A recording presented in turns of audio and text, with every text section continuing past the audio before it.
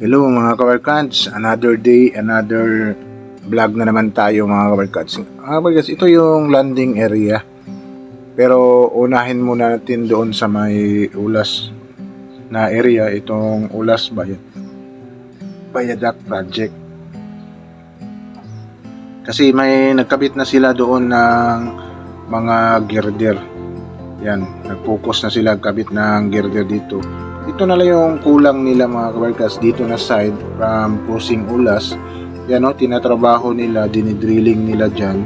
Kasi ito na lang yung dalawa from dyan, yung mga bako, at doon sa unahan yung para makumpleto doon na area dito sa crossing ulas. Yan o, dalawang pair na lang ito para makumpleto na dito na side. Ang next is patawid ka ng ulas crossing is may parang may limang pair din doon.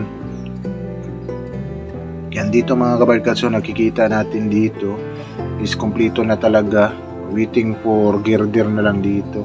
Yan, nagsimula na sila nagkabit ng mga girder dito mga kabarkads, yan, no, sa kurbada. Yan dito sa kurbada, yan, ito yung pinakamahirap kasi iba-ibang size siguro sa mga girder dito. Pahaba, paliit hanggang pahaba siya kasi kurbada ito itong area na ito. Tapos nag-slab, may slab na din sila mga kabarkads, parang busana na yan, may slab.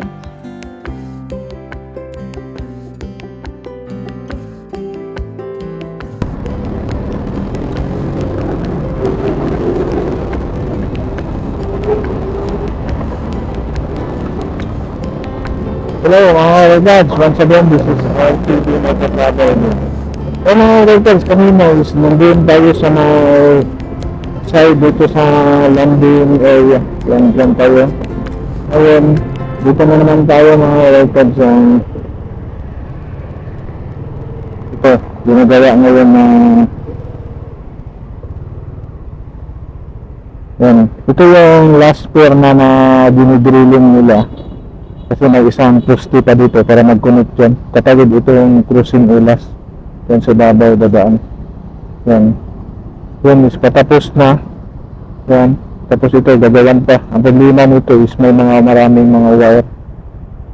Yan, may isang poste pa na tatanggalin.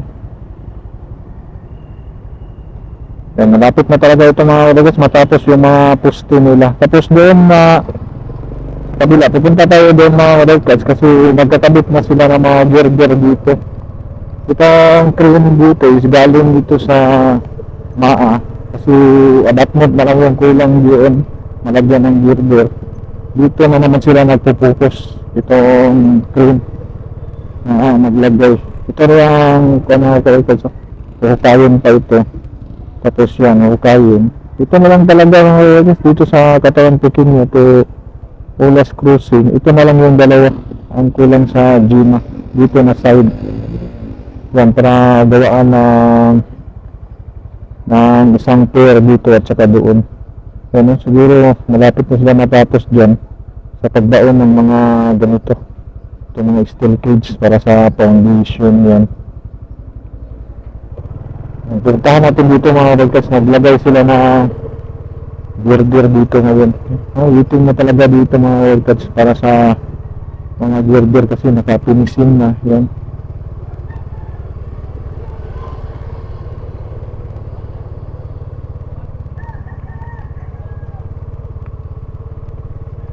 Yan, ready na dito.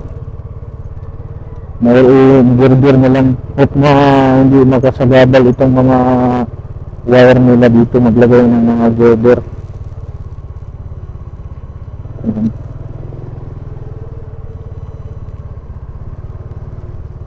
Dito ito sa Ulas Bayadak project mga kamarkets.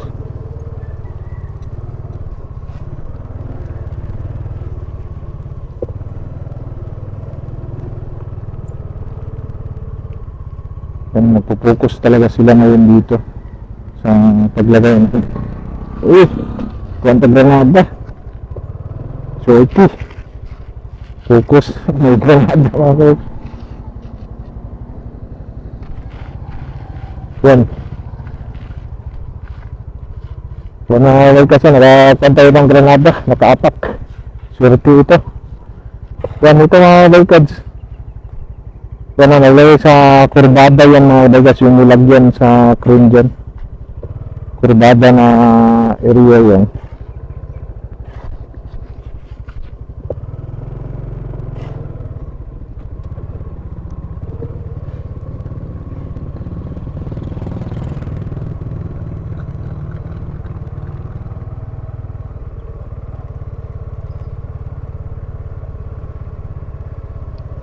Dito is walang sabal, dito lang mga barkads.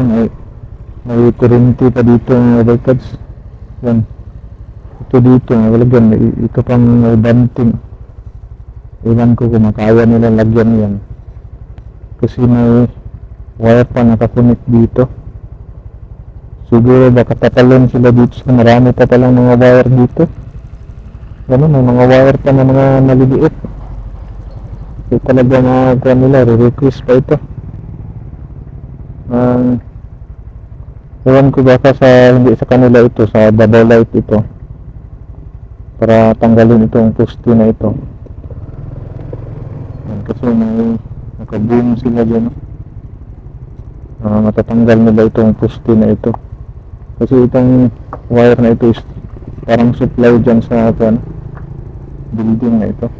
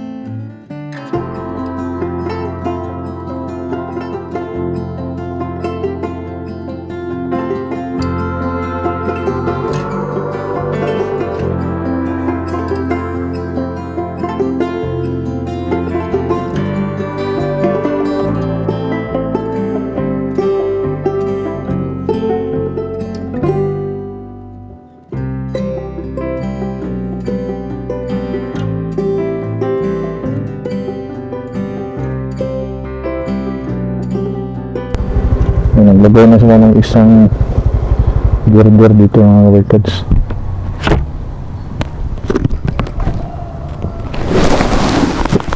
Yan mga barkads. Yan, nilagyan na nila ng girder dito mga barkads sa side.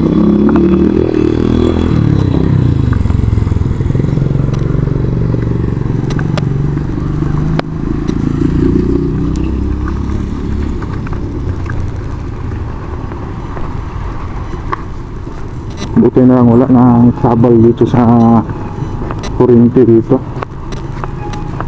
Wala ng kwan. So nakalagay na sila ng isa kasi kurbada ito mga kabay kasi. Pag ano na. Ano yung sabi ni kwan, triple E. Parang itong project dito is triple E. Doon sa mga nakausap natin doon na contractor. Ito palang project ito is UBI sana ang nakakuha nito.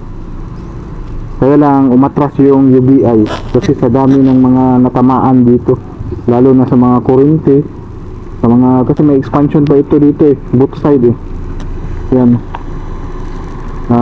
marami ang matatamaan yan.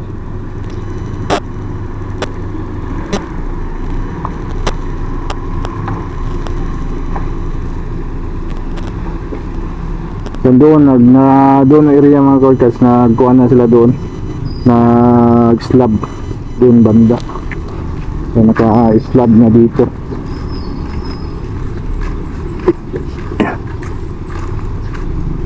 Nag-slab na sila doon, papunta. Kaya parang dito, papunta doon sa abutment is nag-slab na sila, pero hindi pa masyadong mabilis yung paggawa ng slab nila. Kaya focus talaga sila dito ngayon sa paglagay ng mga girder.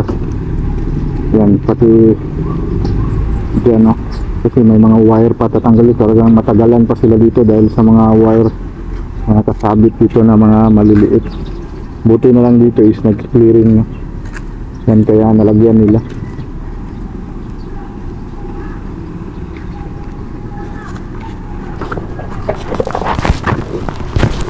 Yan, ito lang yung update natin dito sa Ulas Viaduct Project.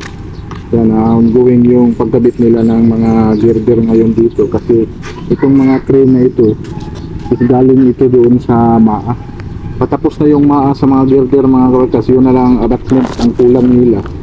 Yan, kaya itong mga crane is dito nagpo-focus na ngayon kasi isang contractor lang ito under sa Jima Construction. Ito mga kabarkas, update lang natin ito. Itong paglagay nila ng girder dito sa Ulas Viaduct Project. Yan, like and subscribe to my channel and press the button bell para ma-notify kayo sa mga video na i-download ko, especially sa mga travel vlog natin. Yan, sige, bye-bye.